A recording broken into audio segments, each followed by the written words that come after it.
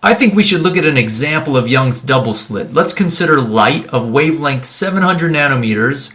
That would mean this distance right here between peaks is 700 nanometers apart, shines through a double slit whose holes are 200 nanometers wide. That means from here to there is 200 nanometers, and they're spaced 1300 nanometers apart. That means from the center of one to the center of the other is 1300 nanometers. If a screen is placed 3 meters away, here's our screen, and it is 3 meters away, then what would be the distance from the central bright spot on the screen to the next bright spot? The central bright spot's going to be, well, it's in the center. You can follow this line. Look at it. It's kind of like a shadowy line right there. There's our bright spot, constructive point. How far would it be from that point vertically to our next one? Our next one's right here. You can see these lines of constructive interference. This one's about right here. So the question is, how far is this distance right here? How do we figure this out? Well, we're going to use the equation we found, which is to say that d sine theta, remember this is the formula right here, d sine theta is the path length difference. That's supposed to equal m lambda. Sometimes you'll see this as n lambda, but n reminds me of index over fraction, which confuses me, so I'm going to write it as m. Alright, so what do we do? D. What is D? We got all these numbers in here. D is defined to be the distance between the holes. So D in this case is this 1300 nanometers. So I've got 1300 nanometers times the sine of an angle. What angle are we going to talk about? Well, what we want to know is the distance, this distance here. So I'm going to worry about this angle. I'm going to worry about the angle from, here's my center line, from there to the point I'm concerned with is this first bright spot past the center point. So that's the angle I'm concerned with, this angle right here. Equals m. What should m be? Well, this is 0. Should I put 0? No, because I don't want the angle to the center one. I want the angle to the first one over here. So this is m equals 1, the first order bright spot, constructive point, times the wavelength. What's the wavelength? The wavelength of the light, we said, was 700 nanometers. Now you might be wondering, wait a minute, what about this 200 nanometer wide piece of information? Do we have to use that? No, we don't. In fact, that does not play into here. The only time that this spacing is important, it's not going to change your calculation. You just need the spacing to be small. Small enough that you get enough diffraction, that you get a wide enough angle of diffraction that these two waves will overlap significantly enough that they'll create the interference pattern that you want to see over here to a degree that's visible. Okay, but we don't need it. We don't even have to use that one in our calculation. Alright, so we calculate the angle. Here we go.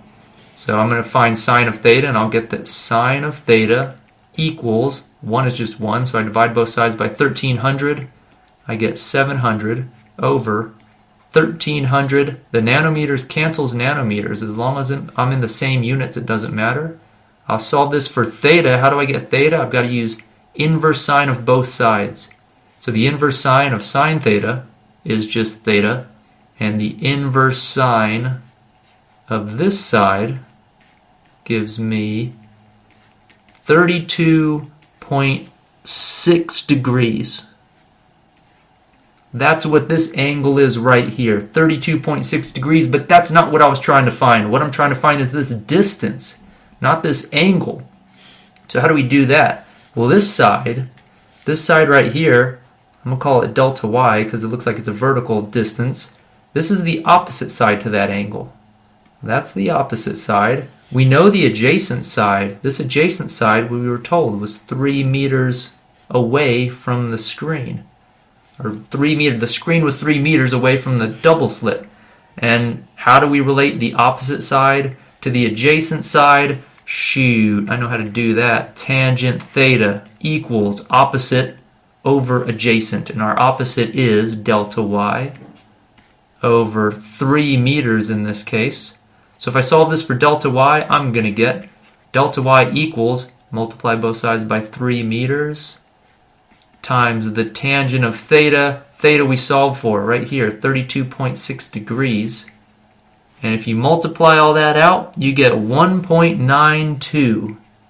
meters. That's how big this would be. From here, center point, to the next bright spot is 1.92 meters. That's how you solve this problem. You've got to use a little trigonometry. Once you get your angle, you've got to relate it to a distance vertically on the screen, and this is a common problem using Young's double slit. I will say one more thing. Oftentimes, a popular question, a follow-up question is, what would happen if we reduce the distance between the slits? What would happen if we take this distance between slits and we make it smaller? We scrunch these together. Would this angle get bigger or smaller? Well, mathematically, let's just look at it. If the distance over here goes down, in our formula, if d goes down, notice I'm not changing the wavelength. That's determined by the laser I fire in here, and this wavelength's staying the same. So this whole side's got to stay the same because m is still 1 at this point. So what's got to happen to theta? If the d goes down and the whole thing has to remain the same, the angle's got to go up, because sine of a bigger angle will give me a bigger number. Sine of 0 is 0. Sine of something bigger than 0 gives me something bigger than 0, and the bigger the theta, the bigger sine theta. So as d decreases, sine theta's got to go up. That's mathematically why, but I can show you in here. Check this out. Let's just take this. Let's take this here, and I'm going to move this whole thing down and watch what happens. Can you see the shadowy lines spread out? See how they're spreading out? And then we come back together, and those shadowy lines of constructive, it's kind of ironic. They look like shadows, but they should be bright. It's just the way this visually looks. You get more and more lines this way. They get scrunched together, and as you push d closer together, as d gets smaller, they spread apart. These bright spots spread apart. So in other words, if I were to move these distances, these slits closer together, you would see these bright spots get farther and farther away from each other on the screen. So that's an application of Young's double slit. Good luck.